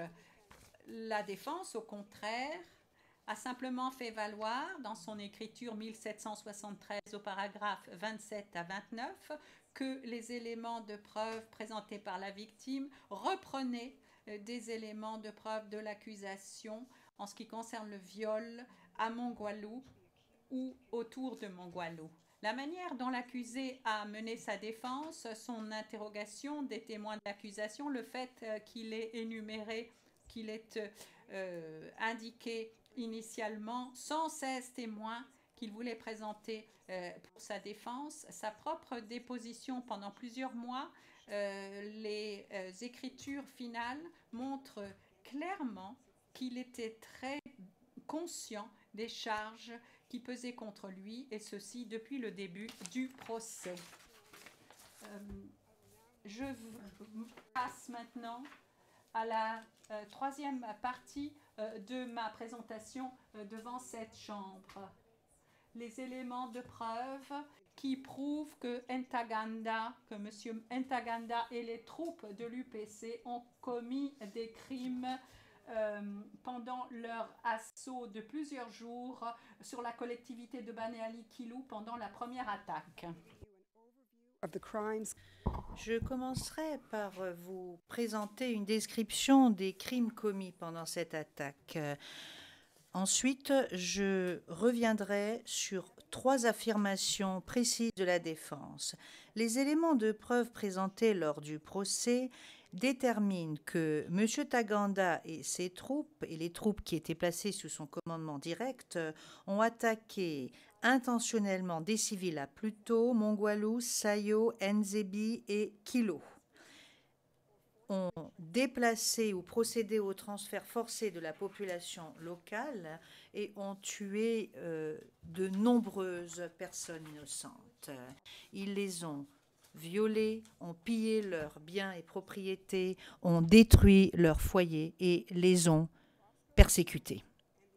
Bosco Ntaganda ainsi que l'UPC voulaient s'emparer de Mongwalu pour son or et du fait de sa situation stratégique. Afin de s'emparer de Mongwalu, Bosco Ntaganda a planifié une attaque de masse, une attaque importante dans la zone de Mongwalu, a mobilisé une force écrasante, force de soldats armés et de partisans civils EMA qui venaient de différents endroits. Cette force devait attaquer et tuer toutes les personnes qu'ils trouvaient dans cette zone, quel que soit leur statut, leur âge ou leur sexe. Le but était de s'emparer de la collectivité, d'expulser tous les civils non EMA et de s'emparer de leurs biens. L'exécution de ce plan a commencé le 19 novembre 2002. Alors que les troupes de Bosco Ntaganda se trouvaient en position pour attaquer Mongwalu et ses environs, et lorsque Bosco Ntaganda leur a donné l'ordre d'avancer. Le 24 novembre, il s'était emparé de Pluto, de Mongwalu, de Sayo et de Nzebi. Le 6 décembre, ou aux environs du 6 décembre, ils se sont également emparés de Kilo et ont ainsi terminé la prise de la communauté, de la collectivité de Banyali Kilo. L'attaque brutale menée par l'UPC lui a permis de parvenir à ses fins et a laissé d'innombrables victimes dans son sillage. Les crimes commis lors de la première attaque n'étaient ni des incidents ou des événements isolés, ni les dégâts collatéraux d'une opération militaire légale par ailleurs.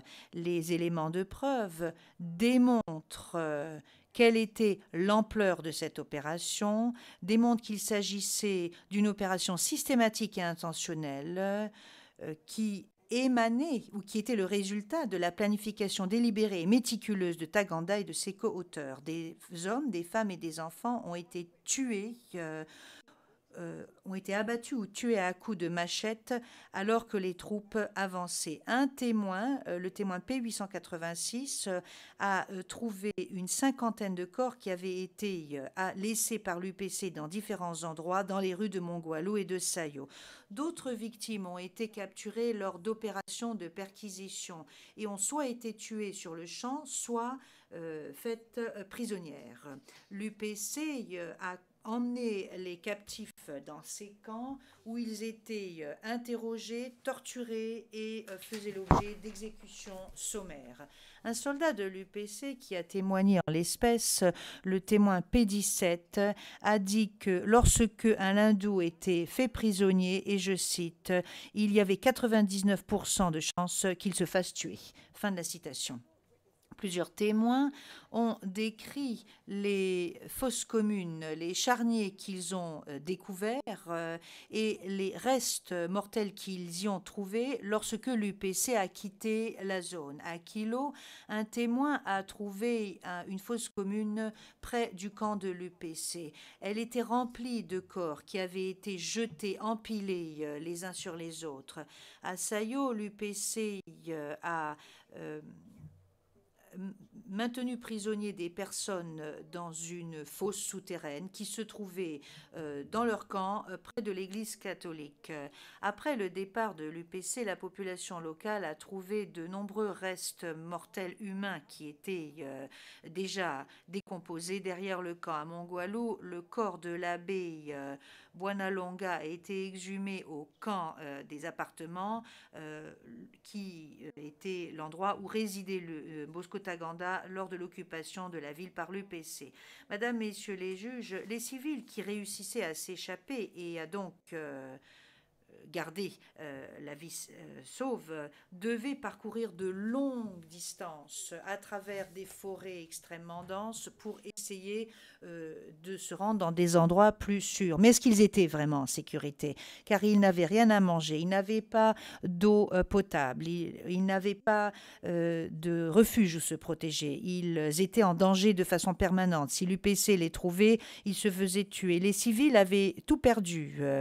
À Mongualou et à Sayo, l'UPC se livrait à un pillage absolument systématique. Les commandants de l'UPC, les soldats et les partisans civils EMA prenaient tout ce qu'il leur tombait sous la main, des véhicules, de la nourriture, des télévisions, des radios, des meubles, du matériel médical, absolument tout. Les civils qui s'étaient enfuis ne pouvaient pas revenir à Mongualou parce qu'ils savaient qu'ils se feraient tuer ou violer. Les soldats de l'UPC à Banyali et Kilo ont violé à leur gré.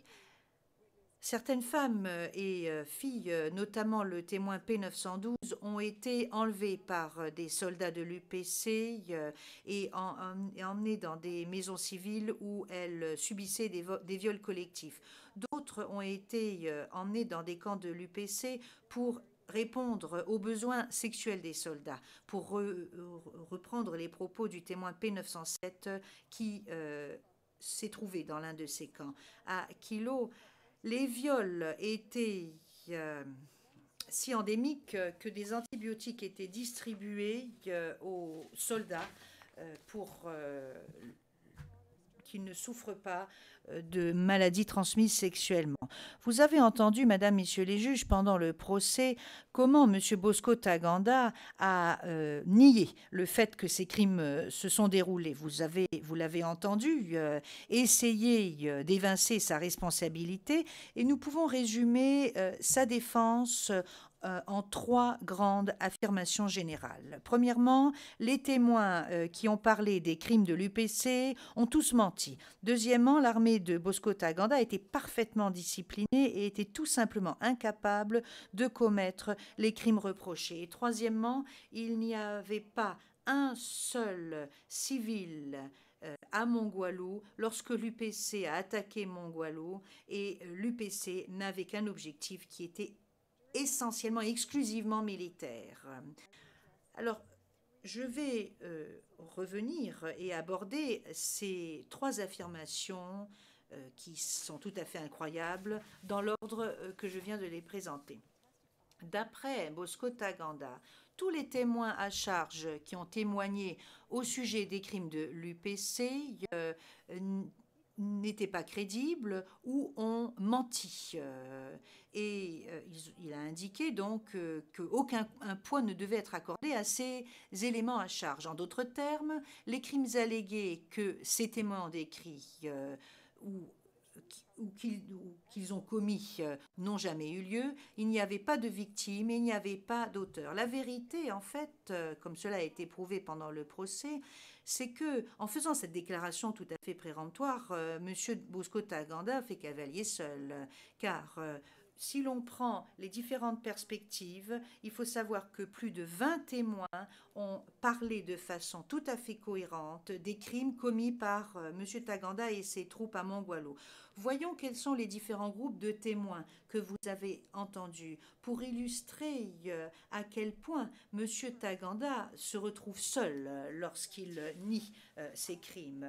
Premièrement, il fait cavalier seul, car pas moins que 7 de ses propres subordonnés, qu'il s'agisse de simples soldats ou d'officiers plus chevronnés, ont tous indiqué qu'ils avaient participé à l'attaque et ont témoigné au sujet des crimes dont ils avaient été témoins oculaires et ont témoigné également du fait qu'ils avaient participé à leur commission. Vous avez entendu le récit d'un soldat, le témoin P963, qui a attaqué Mongualou avec les forces de l'UPC. Il a témoigné, et je cite, « Nous tirions sur tout le monde et ensuite nous allions voir les corps ». Fin de la citation. Les corps que le témoin P963 a vus incluaient des femmes, des enfants et des personnes âgées. Vous avez également entendu le témoin P17, un autre soldat qui décrit comment il voit le corps d'une femme morte gisant à l'extérieur d'un dispensaire alors qu'il se déplaçait dans Sayo avec les troupes de l'UPC. Il a témoigné comment il a entendu un bébé pleurer à l'intérieur du dispensaire et comment il a trouvé le corps mort du bébé qui gisait dans une mare de sang alors qu'il est revenu au dispensaire. Le bébé avait été jeté contre un mur. Le même soldat vous a décrit certains des meurtres des prisonniers pris par l'UPC, meurtres qui se passaient pendant la nuit. Une nuit, Taganda lui a donné l'ordre de prendre 2 prisonniers et de les attacher. Les 2 prisonniers ont ensuite été roués de coups avant qu'un soldat de l'UPC ne les tue avec sa baïonnette. Tout cela en présence de M. Taganda.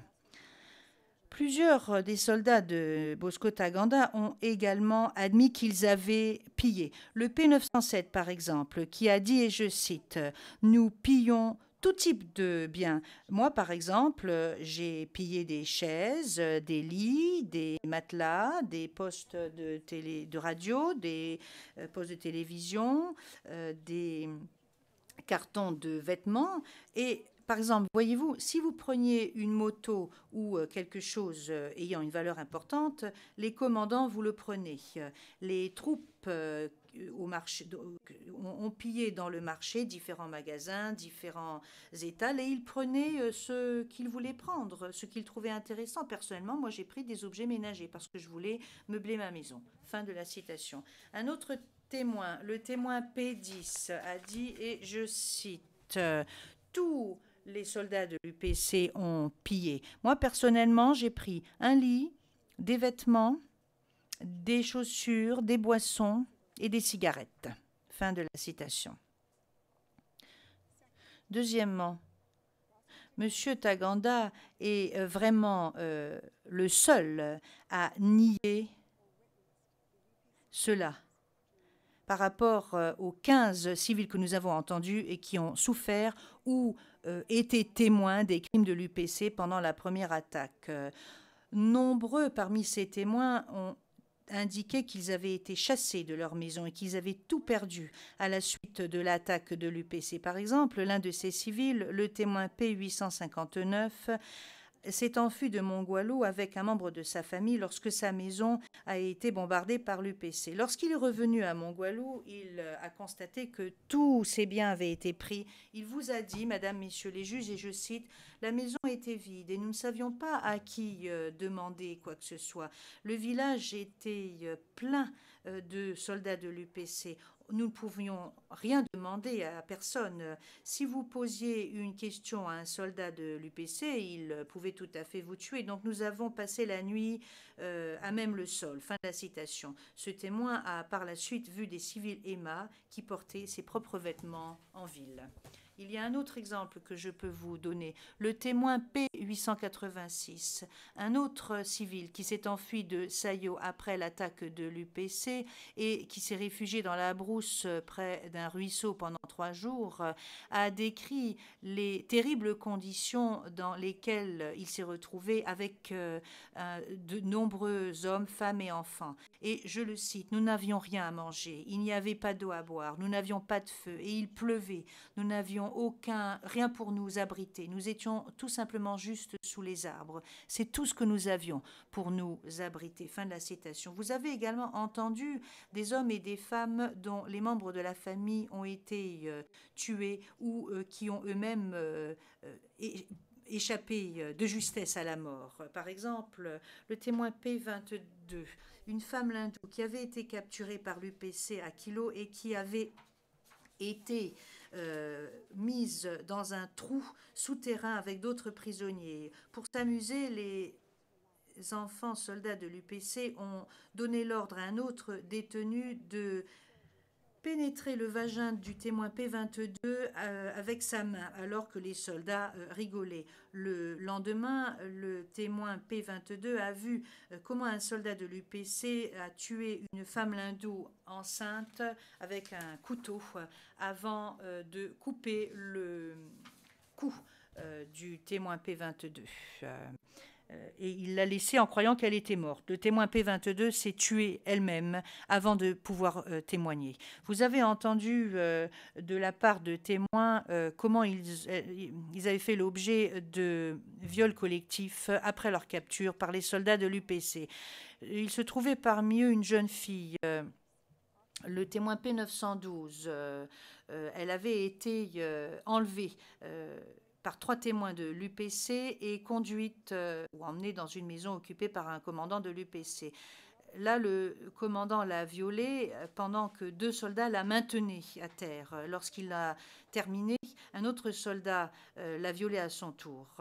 Un autre témoin, le témoin V2, a témoigné qu'elle faisait partie d'un groupe d'hommes, de femmes et d'enfants qui ont été arrêtés par l'UPC alors qu'ils s'enfuyaient pendant l'attaque. Après avoir séparé les hommes des femmes, les soldats lui ont demandé de leur remettre son enfant et de s'allonger par terre. Lorsqu'elle a refusé, un soldat l'a frappée en plein visage avec la crosse de son fusil. 2 soldats de l'UPC l'ont ensuite violée dans la brousse, l'un après l'autre, alors qu'un 3e soldat était resté avec ses enfants. Les autres femmes qui se trouvaient dans son groupe ont également été violées. Mesdames, Messieurs les juges, les éléments de preuve présentés par plus de 20 victimes et co-auteurs de cette attaque nous présentent une description cohérente d'une attaque brutale qui est extrêmement différente de la version des événements décrite par l'accusé lors de sa déposition. Ces témoins ont été corroborés par les conclusions d'un observateur international indépendant qui a interrogé des douzaines de victimes et de témoins oculaires des crimes de l'UPC à Mongwalu et à Kilo et qui a conclu, et je cite, que pendant l'opération militaire de 6 jours, les forces de l'UPC ont massacré les civils et ceux sur une base ethnique, les ont chassés pour qu'ils s'enfuient vers la forêt, les ont rattrapés et en ont tué d'autres lorsqu'ils essaient de passer par les barrages routiers. Fin de la citation. Les restes et les squelettes exhumés par l'accusation nous donnent une autre corroboration. Ils ont été exhumés par l'accusation dans 2 fosses séparées, peu profondes, qui se trouvent à Sayo, qui contenaient les restes mortels de 6 personnes, notamment de jeunes enfants et d'hommes âgés. Le médecin légiste P937 a déterminé que 4 de ces 6 corps avaient des lésions qui correspondaient à des blessures par balle. Le scientifique, médico-légal P945 a conclu que l'un de ces corps avait une concordance ADN avec l'un des témoins qui a témoigné en l'espèce au sujet de la perte des membres de sa famille à Sayo. Bosco Ntaganda affirme que qu'aucun de ces témoins n'est crédible ou qu'ils sont tous des menteurs invétérés. Pourquoi ? Parce qu'il avance qu'ils s'attendaient à obtenir quelque chose à la suite de leur échange avec la Cour, ou qu'ils étaient rancuniers à son égard, ou encore il avance d'autres théories pour expliquer que les éléments de preuve ne correspondent pas.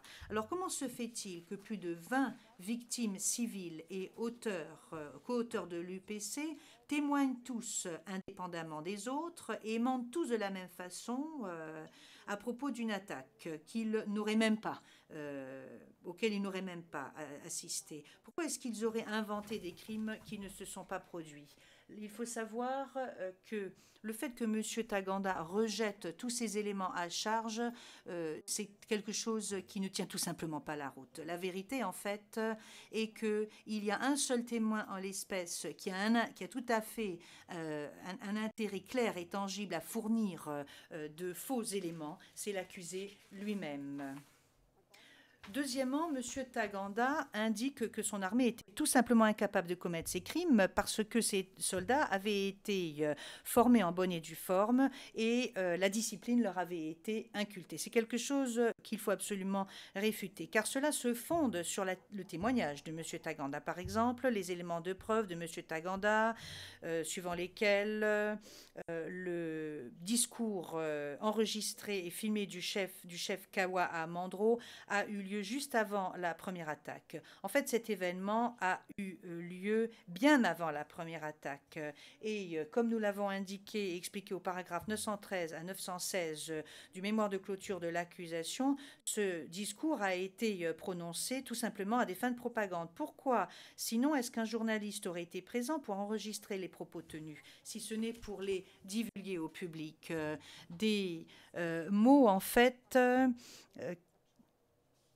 qui, s'il s'agissait véritablement de consignes militaires à la veille d'une bataille importante, aurait été l'équivalent de secret militaire. La réalité, contrairement à ce qu'avance M. Taganda, a été décrite par ses propres subordonnés. Par exemple, vous avez entendu les instructions données par M. Taganda et ses commandants aux soldats avant l'attaque de Mongwalu. Ces instructions sont claires comme de l'eau de roche.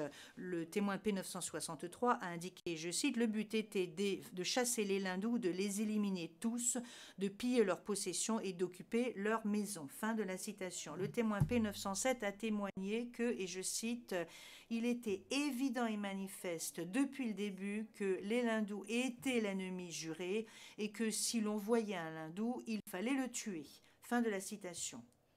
Et le témoin P768 qui a expliqué que Bosco Taganda, et je cite, ne faisait aucune différence entre les civils Lindous et la milice. Il ne parlait que des Lindous, seulement des Lindous. Et nous devions tous évaluer cela comme nous le souhaitions. Fin de la citation. Avant l'attaque, les soldats de l'UPC entendaient cela, Kupiga na Kuchaji, un terme militaire qui était compris par tous les soldats de l'UPC comme signifiant qu'il fallait piller. Alors vous entendez M. Taganda dire qu'il s'agissait d'une expression purement militaire qui signifiait attaquer l'ennemi. Là, une fois de plus, il n'y a que l'accusé qui avance cela, par opposition à 9 de ses subordonnés, notamment un témoin convoqué par la défense, et tous ces témoins ont témoigné et ont indiqué que cette expression était une consigne de pillage. L'ordre qui est donné, à savoir Kupiga na Kuchaji, était une promesse faite aux soldats, à savoir, ils pouvaient prendre avantage ou tirer avantage de la situation, comme l'a indiqué le témoin P907, un soldat de M. Taganda. Un commandant de l'UPC, M. Moulanda, a dit aux troupes qu'ils allaient, et je cite, recevoir de l'argent, dormir sur des matelas, se sustenter, avoir des femmes et oublier toutes les souffrances qu'ils avaient endurées. Fin de la situation. Si vous avez un doute, ne serait-ce qu'un doute, au sujet du sens de ces consignes, je pense qu'il faut tout simplement que vous intéressiez à la mise en œuvre de ces consignes. Les soldats à qui l'on avait donné l'ordre de Kupiga na Kuchaji ont violé et tué les civils, ont brûlé leur foyer et ont pris le butin de guerre qui incluait des femmes. Le P17 a témoigné et a dit « C'était une façon de motiver les troupes ». Le P963 a confirmé et dit, et je cite, « Si vous étiez soldat, l'armée, c'était un lieu de bonheur et de joie pour vous. Vous alliez avoir des femmes gratuitement, des maisons gratuitement, et tout était gratuit en fait lorsque vous étiez soldat. » Et il a ajouté « En général, vous pouviez faire comme bon vous semblait, tout ce que vous souhaitiez faire. » Le témoin P907 décrit les opérations de nettoyage auxquelles il a participé avec d'autres soldats de l'UPC et d'autres partisans civils EMA. Il a dit, et je cite, « Étant donné que les habitants de Mongwalu s'étaient enfuis et que Mongwalu était occupé, nous sommes entrés dans leurs maisons. Nous avons fouillé les maisons. Alors, si nous trouvions des gens dans une maison, nous les tuons. Certains étaient pris comme otages et étaient ramenés au camp. » Les civils participaient au pillage. Ils entraient également dans ces maisons et pillaient différents objets. Les maisons ont été pillées, les boutiques et magasins ont été pillés, les dépôts ont été pillés. Tout le monde prenait ce qu'il souhaitait prendre. Tous les soldats ont pillé. Et cela a duré environ une semaine. Et si un otage était un Lindou, cet otage était tué s'il opposait la moindre résistance. Fin de la citation. Monsieur le Président, ce que je viens de vous dire, par opposition à la théorie de M. Taganda, est une description exacte du comportement lors de l'attaque de l'UPC. Et en dernier lieu, vous avez entendu M. Taganda répéter à maintes reprises que ces soldats n'avaient jamais commis aucun de ces crimes et que s'ils l'avaient fait, ils auraient été punis. Le témoin P963 dit le contexte était un contexte de guerre tribale, donc il n'y avait pas de sanctions. Le témoin P907 dit, et je cite, « Je n'ai jamais entendu parler d'un soldat du FPLD, FPLC qui aurait été arrêté pour avoir tué un Moulindou. Je n'ai jamais entendu mentionner quoi que ce soit de la sorte. » Fin de la citation. Le témoin P768 a déclaré, je cite, « Je n'ai jamais vu un soldat ou un officier être puni pour avoir tué un Lindou. » Fin de la citation. La description de M. Taganda, qui nous décrit une armée parfaitement disciplinée, est tout à fait éloignée de la réalité qui a été décrite par ces soldats pendant le procès.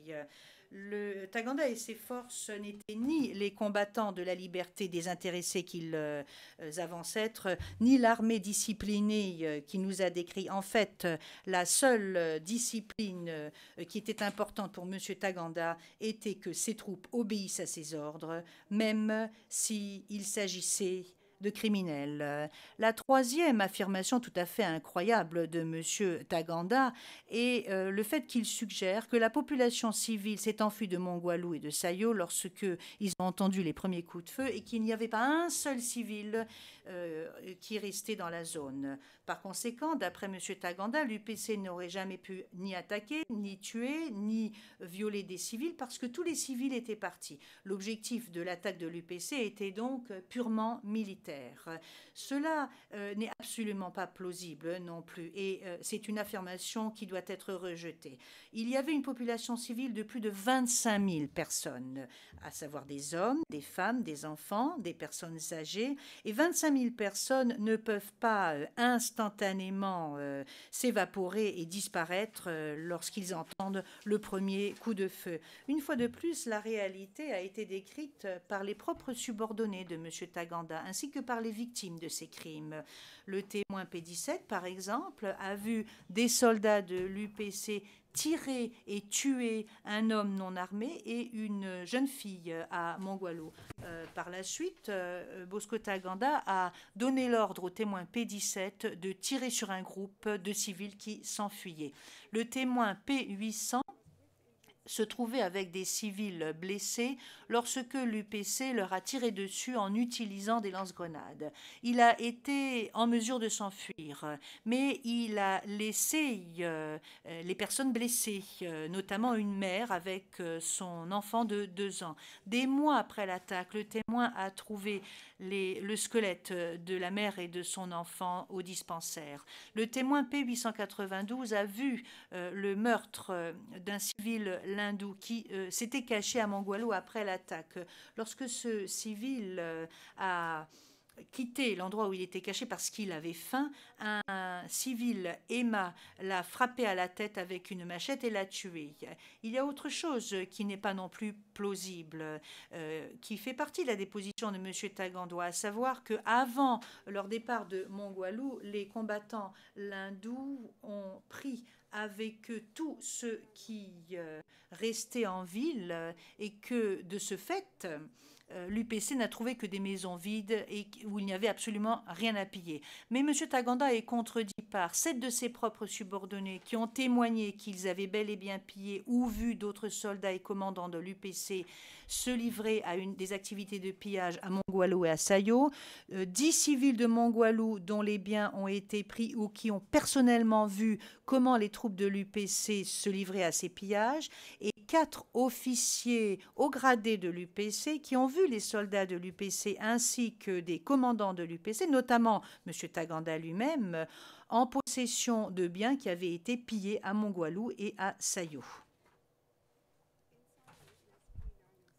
Le témoin privilégié P907, qui a participé au pillage dans le centre de Mont-Walou, nous a décrit cela de la sorte, et je cite, « Nous étions censés piller systématiquement, nous étions censés prendre tout ce que nous trouvions.